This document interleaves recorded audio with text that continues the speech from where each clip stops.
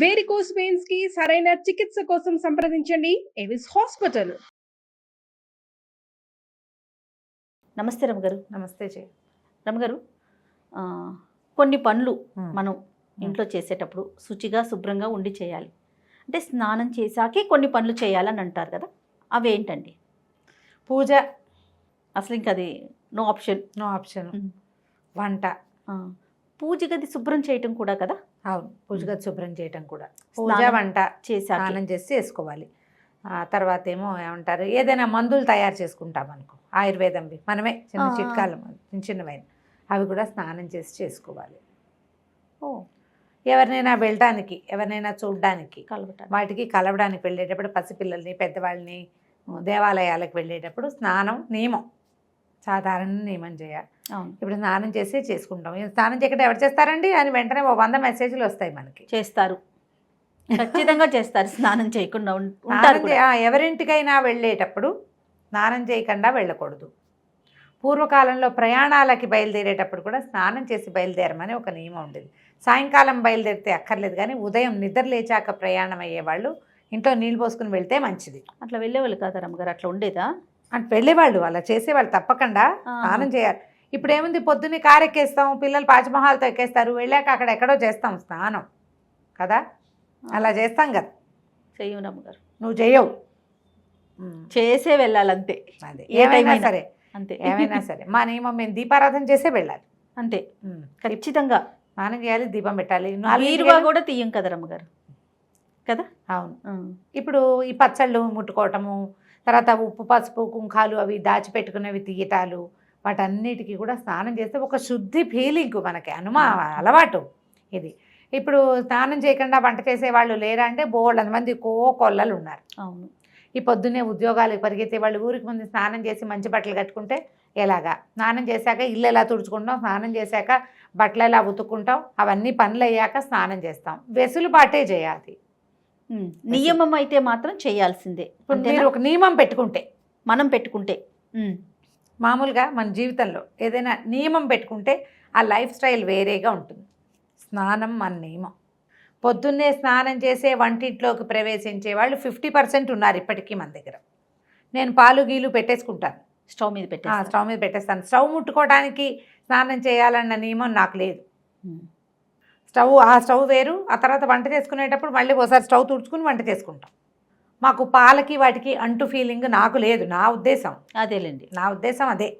పాలకి వాటికి ఏం పర్వాలే, పాలు కాఫీలు పొద్దున ఏదైనా ఉప్మా చేసి అవి ఇవి కింద పడి పొంగల్ చేసి కింద పడితే మళ్ళీ దేవుడి కోసం ఏదైనా చేయదలుచుకున్నప్పుడు, మామూలు వంటకు కాదు, దేవుడి కోసం చేసుకోవాలంటే మళ్ళీ ఒకసారి స్టవ్ కడుక్కుని చేస్తారు, చేసుకుంటాం.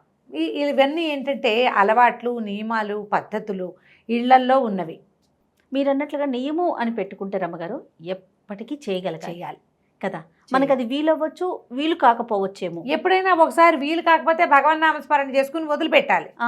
చచ్చిపోయినా సరే అనుకోకూడదు, ప్రాణం పోయినా సరే అని అనుకోకూడదు. కానీ నియమం పెట్టుకుని పనిచేస్తే కొన్ని విధానాలు ఎప్పుడు బాగుంటాయి. లేవగానే బ్రష్ చేసుకోవటం చకచక, తర్వాత ఏ బాత్రూములు కడగదలుచుకుంటే నిద్ర లేవగానే బాత్రూమ్ కడుక్కునే ఫ్రెండ్స్ ఉన్నారు నాకు. రోజు బాత్రూమ్ కడిగేవాళ్ళు, కడిగేసి స్నానం చేసేస్తారు. ఆ తర్వాతే కాఫీలు, టిఫిన్లు, ఇంకోటి. ఓకే. పిల్లలు స్కూల్కి వెళ్ళే పిల్లలు ఉన్న వాళ్ళకి ఎలా కుదురుతుంది అంటారు, వాళ్ళకి స్నానం గంట పట్టదు, అంతే 5 నిమిషాలు స్నానం చేస్తారు. వీళ్ళకి నూనె రాసుకుందామా, సున్నిపిండి పెట్టి తోముకుందామా, పసుపు తెచ్చుకుందామా, అదేదో చేద్దామా, ఒంటికి స్క్రబ్ చేద్దామా, ఈ వ్యవహారాలన్నీ ఉన్న వాళ్ళకి ఈ నియమాలు కుదరవు. అవును, నియమాలు కుదరవు. స్నానం చేయకుండా వంట చేస్తే ఏదో కొంప మునిగిపోతుంది అన్నది మాత్రం నేను చెప్పలేం కానీ స్నానం చేసి వంట చేసుకుంటే బాగుంటుంది. పని చేసుకునేటప్పుడైనా కూడా స్నానం చేస్తే ఒక ఫ్రెష్ ఫీల్ వస్తుంది. ఇప్పుడు ఇల్లు ఉడుచుకోవటము అవన్నీ పనులు ఉంటాయి. పని వాళ్ళు ఉన్నారనుకో, అవన్నీ వాళ్ళు ఎవరో పని మనిషి వచ్చి ఇల్లు ఉడుస్తుంది, వాకిలు ఉడిచి ముగ్గేస్తుంది, గిన్నెలు తోమేస్తుంది, స్టవ్ కట్టదే ఖాళీ చేస్తుంది, లేదా రాత్రి నేనే చేసేసుకున్నాను అని అనుకునే విధానం అయితే చేసేయచ్చు. అలా కాకుండా ఈ 4 పనులు చేసుకోవాల్సిన అమ్మతల్లుళ్ళు పాపం తెల్లారే స్నానం చేయండి లేకపోతే మంచిది కాదని రమారావు గారు చెప్పారంటే అలా ఎలా కుదురుతుంది? పని చేసుకోవద్దు, ఎవరు చేస్తారు, ఆవిడ వచ్చి చేస్తుందా అని నన్ను కూడా కలుపుతారు అందులో తిట్లలో. పని చేసుకుని వంట చేసేటప్పుడు కొంచెం శుభ్రంగా, అంటే ఇప్పుడు మనం వాకిలు ఊడ్చి, ఇల్లు ఊడ్చి, బాత్రూమ్ గడిగి లేదా బాత్రూమ్ కడకపోయినా బట్టలు జాడిచ్చి అదే బట్టలతోటి వంట చేస్తే శుభ్రత ఉండదు కదా. అవును, అవునా? ఖచ్చితంగా. ఈ పాయింట్ని మనసులో పెట్టుకోండి. వంటకి శుచి శుభ్రత 2 అవసరం. కూరగాయలు కడుక్కోవాలి, శుభ్రంగా కడుక్కోవాలి. చేయాలా? మరి అది వంట దగ్గర నుంచుంటాం, గట్టు మన బట్టలు నిన్న రాత్రి మన సాయంకాలం వేసుకున్నవి అలాగే పడుకుని లేస్తాం. కొంచెం చిన్నపిల్లలు ఉన్న వాళ్ళు అయితే మధ్యలో పిల్లలు పిసులు పోసే వ్యవహారాలు కూడా ఉంటుంటాయి. బాత్రూంలోకి వెళ్తాం, పిల్లల బాత్రూంలోకి వెళ్తాం, మన కోసం బాత్రూంలోకి వెళ్తాం. కొంచెం చిన్న వయసు వాళ్ళైతే రాత్రి భర్తలతోటి ఉంటారు. ఇది తప్పని వ్యవహారాలు కదా ఇవన్నీ. జీవితంలో రకరకాలు ఉంటాయి, వాటి అన్నీ ఉండాల్సింది. ఈ తెల్లారు లేచాక మీ పై పనులన్నీ చేసుకుని వీటి అన్ని చోట్ల నుంచి మీ మీద పడినటువంటి రకరకాల సూక్ష్మక్రిములతోటి మీరు వంట చేయొచ్చా? ఇది మన క్వశ్చన్.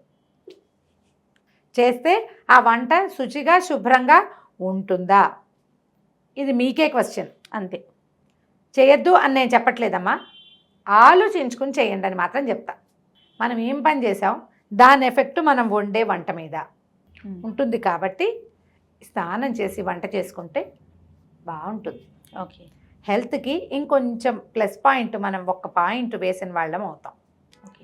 చేతులు శుభ్రంగా ఉంటే మనం ముంజేతుల మీద ఏ మురికి ఉంటే కడుక్కుంటాం కదండి అంటారు. అయినా కొంత క్యారీ చేస్తాం. స్నానం చేసేసరికి ఏమవుతుంది, వేడి నీళ్ళు సన్నీళ్ళు సబ్బో సున్నిపిండో వేసి తోముకుంటాం. మనకు కూడా ఒక ఫ్రెష్ ఫీల్ ఉంటుంది. చేసే వంట శుద్ధంగా ఉంటుంది. వండిన దానికి ఆ దేవుడి దగ్గర పెట్టడానికైనా బాగుంటుంది. స్నానం చేయకుండా వంట చేశాను, ఆ పదార్థం దేవుడికి ఎలా పెట్టను అని అనిపించవచ్చు.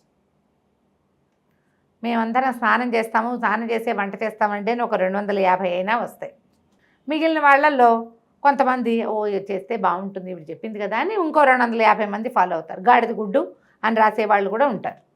ఇవన్నీ కూడా ఏంటంటే మనకి పాతకాలం నుంచి పెద్దవాళ్ళు చెప్పేవి మనకి ఎప్పుడు ప్లస్సేనమ్మా.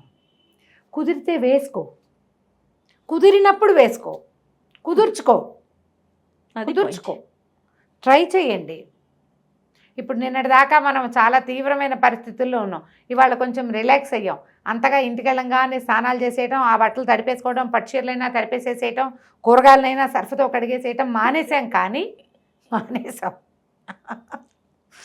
డెట్టాలు వేసి కూరలు కడిగేసుకోవటము మానేసాం. కానీ జాగ్రత్తగా ఉండటం మాత్రం. కరోనా టైంలో రమ్మగారు ఈయన పంచదార ప్యాకెట్లు కూడా నీళ్ళల్లో వేశారు రమ్మగారు. శభాష్ కదా.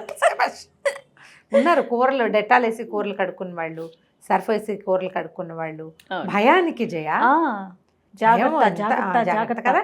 ఆ జాగ్రత్తని కొన్ని విషయాల్లో ఉంచుకోండి. రైట్. ఇప్పటికీ మనం బయట నుంచి వెళ్ళగానే కాళ్ళు చేతులు కడిగేసుకుంటున్నాం, శానిటైజర్ అక్కడక్కడ వాడుకుంటున్నాము. కొన్ని చోట్లైనా మరీ గుంపుగా ఉన్నారంటే గబుక్కుని మాస్క్ వేసుకుంటున్నాము కదా. అట్లాగే ఈ శుభ్రంగా స్నానం చేశాక వంట చేసుకోండి. దేవుడికి దీపము అవి ఎలాగో స్నానం చేసే పెట్టుకుంటాం. ఇంకొక పాయింట్ ఉంది రమ్మగారు, ఫుడ్ తీసుకోకూడదు. టిఫిన్ కానీ లంచ్ కానీ ఏదైనా కూడా ఆహారం స్నానం చేసిన తర్వాత తీసుకోవాలి.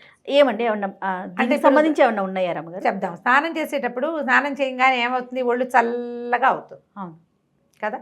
ఆహారం వేసుకునేసరికల్లా మొత్తం ఫుడ్ని అరగదీయటం కోసం రక్తం అంతా పొట్ట వైపుకి పరుగుదీస్తుంది. టిఫిన్ తిని స్నానం చేశారనుకో డైజెషన్ పాడవుతుంది.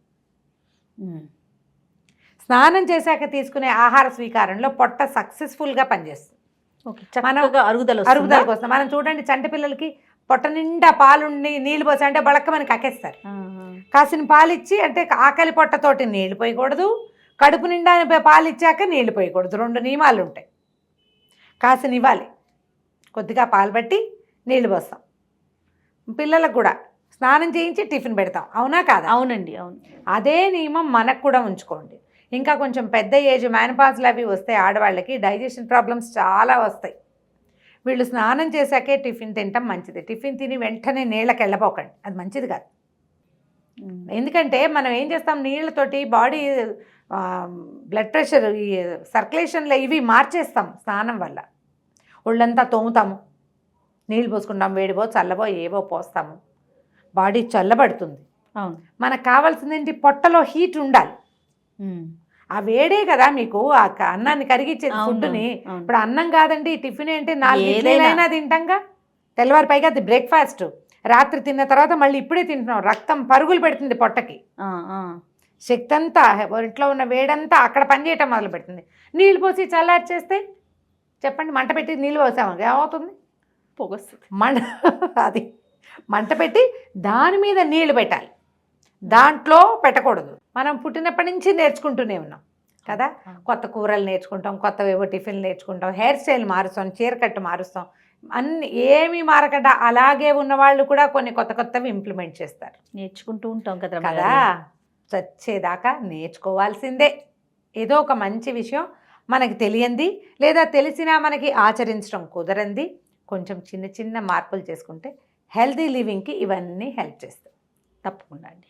నమస్తే రమగారు. నమస్తే.